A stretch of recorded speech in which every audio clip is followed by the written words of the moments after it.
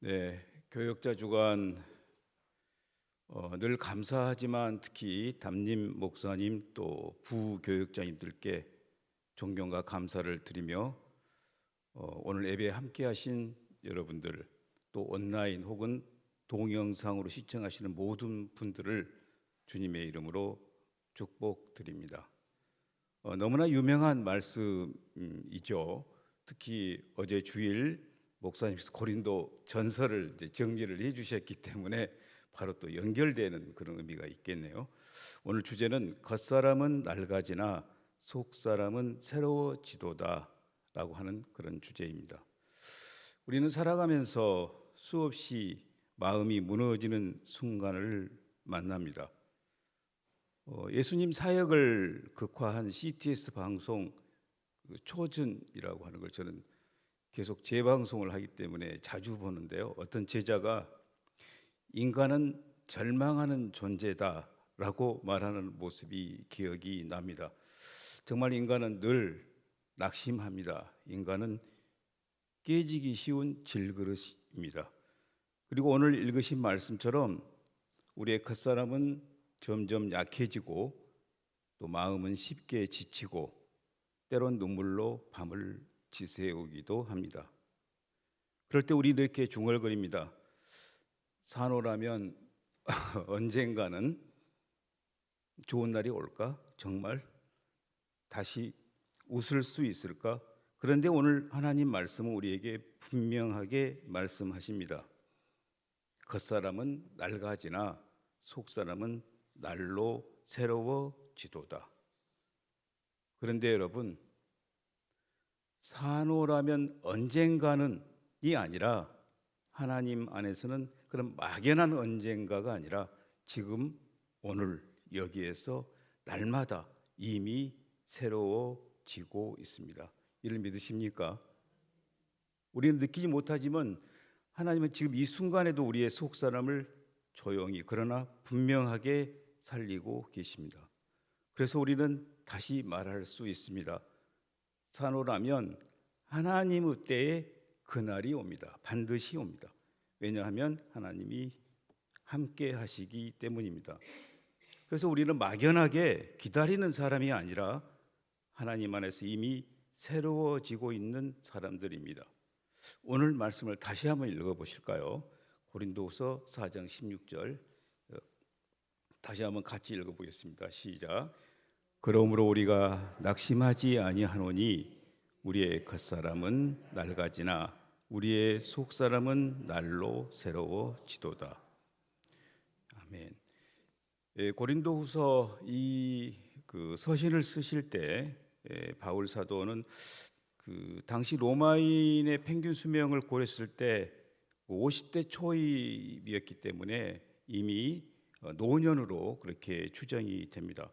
그런데 당시 바울의 상황을 보면 끊임없는 박해와 육체적 고난, 복음을 전하면서 매맞고 감옥 가고 굶주리고 배척당하고 죽음의 위협을 반복적으로 경험했습니다. 고린도 4장에 보면 우리가 사방으로 우겨쌈을 당하여도 핍박을 받아도 거꾸로 들임을 당하여도 라고 하는 표현이 나오죠. 이는 단순히 비유가 아니라 실제 삶의 현장이었습니다. 또한 고린도 교회에 오해와 비난이 많았다고 어제도 들으셨죠. 바울을 공격하는 사람들이 있었습니다. 바울이 말이 약하다, 외모가 초라하다, 사도권이 부족하다, 고난받는 사람이 무슨 하나님의 종이냐. 당시의 세상은 지금도 그렇습니다만 강한 자는 성공한 자다 이렇게 여겼기 때문에 고난당하는 바울은 실패자처럼 보일지도 모르겠습니다. 그러나 바울은 오히려 질그릇 같은 우리 안에 하나님의 보배가 담겨 있다고 얘기합니다. 당시 고린도 교회의 상황을 보실까요? 분열과 갈등입니다. 이미 고린도 전세 때부터 나타났던 그런 문제였지만 파벌, 시기, 교만, 음행, 성찬의 혼란, 또 세속 문화의 영향입니다. 무역과 향락 문화가 강한 도시였는데요. 철학, 웅변, 성공, 힘, 외적 화려함을 중요하게 여겼습니다. 그래서 십자가의 약함, 고난의 복음 쉽게 받아들이기 어려웠겠죠. 또한 거짓 사도들의 침투입니다. 일부 거짓 교사들은 자신을 화려하게 포장하며 바울을 깎아내렸습니다. 추천선이 웅변, 외적 권위 내세웠습니다. 하지만 바울은 눈물, 고난, 섬김, 십자가를 말했습니다. 이처럼 교회 안에 많은 혼란이 있었는데요. 그런데 왜 바울은 낙심하지 않았을까요? 왜 낙심하지 않는다고 얘기했을까요? 바로 고린도 후서 4장의 핵심은 겉은 무너져도 속은 새로워진다라고 하는 것입니다. 현실적으로 몸은 쇠약해지고 사역이 힘들고 오해받고 외롭고 죽음 가까이 갔지만 영적으로는 하나님이 함께 하시고 부활의 소망이 있으며 영원한 영광이 준비된다는 사실 때문에 낙심하지 않았습니다. 특히 그 다음 절에 보면 고린도 후서 4장 17절에 보면 우리가 잠시 받는 환난에 경한 것이 가벼운 것이죠. 지극히 크고 영원한 영광을 이루게 한다고 그렇게 얘기를 하고 있습니다. 이 말씀은 짧은 말씀이지만 오늘 우리에게 여러 가지 것을 던져줍니다. 여기서 나오는 이 낙심은 단순한 우울이 아닙니다. 사실 사명의 그 무게감, 현실의 고통, 사람들의 오해, 결과 없는 수고, 육체의 한계 속에서 믿음을 잃지 않는 싸움이었습니다. 바울은 강해서 견딘 것이 아니라 보이는 현실보다 보이지 않는 영혼을 바라보았기 때문에 견딜 수 있었습니다. 이 고린도후서 4장 16절 그 이후의 흐름을 보면 결국은 겉사람 낡아짐, 속사람 새로워짐, 잠깐의 환난, 영원한 영광, 보이는 것, 보이지 않는 것, 절묘한 대조를 이루고 있습니다. 사실 고린도 교회의 혼란과 바울의 눈물 속에서 나온 이 고백은 오늘 지치고 낙심한 성도들에게도 가장 깊은 위로가 될 줄로 믿습니다. 오늘 읽으신 고린도후서 4장 16절의 말씀은 낙심, 겉사람, 속사람이라는 단어가 핵심적으로 나오는데요. 이를 당시 신약은 헬라어로 쓰셨잖아요. 그런데 사실은 히브리적 인간의 이해 토대 위에 있는 거죠. 그 부분을 좀 잠깐 살펴볼게요. 우선 낙심인데요. 용기를 잃다, 지쳐 물러서다, 선한 일을 포기하다, 믿음이 꺾이다 라고 하는 말입니다. 그런데 이는 히브리적 배경에서는 단순한 우울이 아니라 하나님을 바라보는 중심이 약해지는 상태를 의미합니다. 두 번째 겉사람인데요. 겉사람이 낡아진다는 것은 흙으로 지어진 인간 존재의 한계입니다. 그래서 결국 인간은 쇠하는 육체를 가진 존재라는 인식인 거죠. 다음 속사람은 하나님과 만나는 자리, 존재의 중심 영적 자아, 하나님의 형상을 담는 내면을 얘기를 하고 있습니다. 그래서 속사람이 새로워진다는 것은 하나님과의 관계 안에서 존재가 새롭게 된다는 그런 말씀입니다.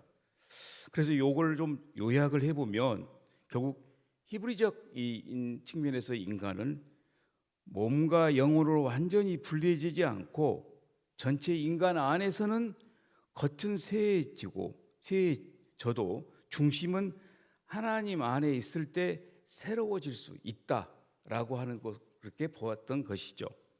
그래서 바울의 말은 단순한 어떤 심리적 위로가 아니라 육체는 약해집니다. 그러나 하나님과 연결된 존재의 중심은 날마다 살아난다라고 하는 그런 신앙 고백인 것입니다. 이 고백이 우리의 고백인 줄 믿습니다. 이를 정리해 보면 겉사람은 세월을 따라 늙어갑니다. 저도 옛날에는 정말 동안이었거든요. 근데 어쩔 수 없더라고요. 그러나 속 사람은 하나님을 따라 새로워질 수 있습니다. 몸은 피곤해도 영혼은 다시 일어설 수 있습니다. 환경은 무너져도 마음 중심에 하나님이 계시면 사람은 완전히 무너지지 않습니다. 그래서 성경은 이 겉의 강함보다 속의 새로움을, 그 강함을 더 중요하게 여깁니다. 사실 이 우리가 읽었던 4장 16절의 말씀은 그러므로라고 시작하고 있죠. 그 이유를 앞에서 밝히고 있겠죠. 인과관계처럼. 요약하면 이 바울 사도가 낙심하지 않았던 이유는 이미 받은 하나님의 긍휼 때문에, 그게 첫 번째고요. 현재 내게 보여주신 하나님의 은혜 때문에, 그게 두 번째고요. 미래의 부활과 심판 때문에 소망 가운데 낙심하지 않는다는 것들이 분명하게 나타나 있습니다. 본문 고린도후서 4장 16절 다시 한번 읽어보실까요? 자, 시작.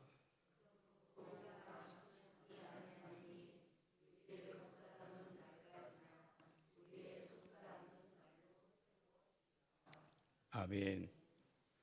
사랑하는 성도 여러분, 우리는 늘 보이는 것에 또한 흔들리는 삶을 살아갑니다. 행편에 따라 약심하고 결과가 보이면 기뻐하고 또 사람들의 말에 상처받고 마음이 무너지기도 합니다.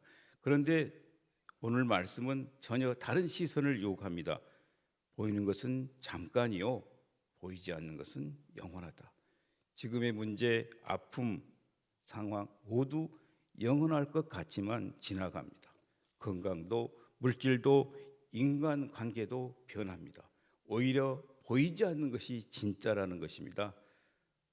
눈에 보이지 않지만 더 실제적인 것이 있습니다. 하나님 나라, 천국, 우리의 영혼, 이것은 사라지지 않습니다. 결국 믿음은 시선을 바꾸는 것입니다. 히브리서 11장 1절에 믿음은 뭐라고 얘기하고 있죠? 바라는 것의 실상, 보이지 않는 것의 증거라고 그렇게 얘기를 하고 있죠. 아직 응답 안 보여도 믿는 것, 결과가 없어도 감사하는 것, 길이 안 보여도 걸어가는 것, 바로 이것이 믿음인 것입니다. 결국 정리해 보면 이렇게 얘기할 수 있습니다. 이걸 통해서 우리에게 주는 메시지는 이제 문제를 넘어 하나님을 보라는 것입니다. 보이는 것에 인생을 걸지 마시고 보이지 않는 하나님 나라의 영원성에 인생을 걸라고 하는 것입니다. 오히려 진짜는 보이지 않는 것입니다. 아무도 몰라도, 드러나지 않아도, 인정받지 못해도 하나님은 보시고 계시기 때문입니다. 우리가 낙심이라는 단어가 있는데 이 낙심의 그 낙은 떨어질 낙자잖아요. 중국에서 만든 한자를 보면요, 이 낙이 비가 떨어지는 거예요. 근데 여러분, 비가 위에서 무거워서 습기가 많아서 떨어진 거잖아요. 떨어져서 우리에게 많은 생명의 물을 줍니다. 생명수를. 그 다음에 또 하나 떨어진 것은 가을에 낙엽이 떨어지는, 나뭇잎이 떨어지는 것을 모습을 만든 거거든요. 근데 나뭇잎이 떨어지면 물론 약간 가을에 어떤 그런 걸 느낄 수 있지만 요즘 보십시오, 여러분들. 정말 초록이 최전성기를 이렇게 보여주고 있잖아요. 또 이 수송로의 그 길가에 보면 장미가 다시 또 시들었지만 다시 피어나는 것이잖아요. 그래서 낙은요, 떨어질 낙은 동양적 사고로도 결코 부정이나 실패를 의미하고 있지 않다라고 하는 것에서 그 묘한 이런 어떤 그 서로의 어떤 동질감이라 할까 하는 것을 느껴 보았습니다. 마무리하고 기도하겠습니다. 기도하시겠습니다.